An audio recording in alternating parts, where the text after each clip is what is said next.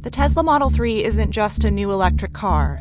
It's the culmination of over a decade of careful, strategic planning to achieve Elon Musk's goal: to accelerate humanity's transition to sustainable energy.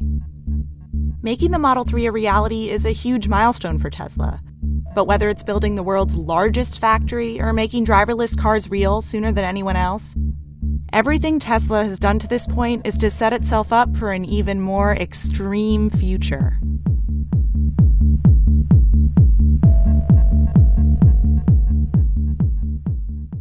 Tesla without Elon Musk might be unimaginable now, but he was just one of 5 co-founders in 2003.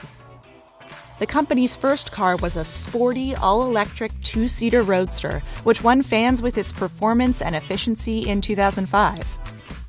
And Tesla sold just under 2,500 of them over 4 years. Not bad, but for context, Musk wants to sell 500,000 cars in 2018, the first full year of Model 3 production. What was unique about the Roadster was it was the first really great electric car. And before the Roadster, people thought an electric car would be slow and ugly and low range and have bad performance. And we had to break that mold. It was incredibly important to show that that wasn't true. The Roadster was just the beginning of Elon Musk's master plan. Step 1, build an expensive sports car. Step 2, take the money from that and build a normalish car for half the price. Step 3, use that money to build an affordable, high-volume car so that everyone can go electric. That would be the Model 3. The company struggled financially at first. Musk poured his own money in and stepped into the CEO role in 2008. The next year, Tesla unveiled Step 2, the Model S, the car that Tesla would become famous for and still its flagship today. The global financial crisis slowed plans for Tesla. Deliveries of the S didn't start until 2012. But when they finally did, the internet couldn't get enough of the car that Musk said was like having your own private roller coaster. Oh my God! What? I didn't know they could do that! Oh, you weren't kidding! It's like a roller coaster!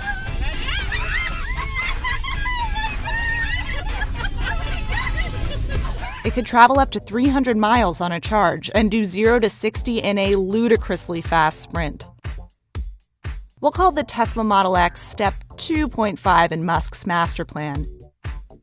The idea to build an SUV as well as a car made sense on paper. Buyers usually love them and will pay a premium. But the Model X, with its stunning Falcon doors, was a manufacturing nightmare for Tesla. The Model X was unveiled in 2012, with sales due to start in 2013. Around 30,000 people put down $5,000 deposits, and then waited. And waited. And waited. Deliveries actually started in 2015. Musk now admits the complexity of the X was hubris. The company was stretching too far, too fast. Tesla also faced severe supplier parts shortages. As it starts to build the Model 3, Tesla says it's drawing on all those lessons from its past and building a far simpler car. So now, then going from the S and the X, we finally come to step 3, or the final step in the master plan, which is a mass market, affordable car. It's also taking control of much of its supply chain. It's building a gigafactory in Nevada, which, when it's finished, will be the largest building on Earth by footprint. And although it's only partly done, it's already up and running, making batteries. It'll produce more lithium-ion batteries than all other factories in the world combined. In this one location. Never one to hold back, Musk wants to open several of the giant factories around the world, and 2 to 3 more in the US to keep up with the demand the Model 3 is expected to create.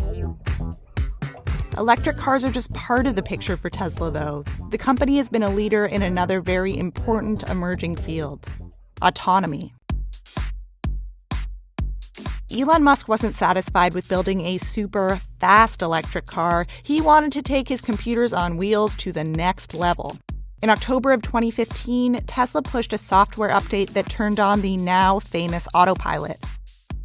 which allowed its cars to pretty much drive themselves on the highway and eventually to pull in and out of garages with nobody inside. A newer generation of sensors and an onboard supercomputer should be enough for full self-driving, Musk says, and he promises to demonstrate that with a cross-country trip by the end of 2017. It's yet another crazily ambitious, self-imposed deadline.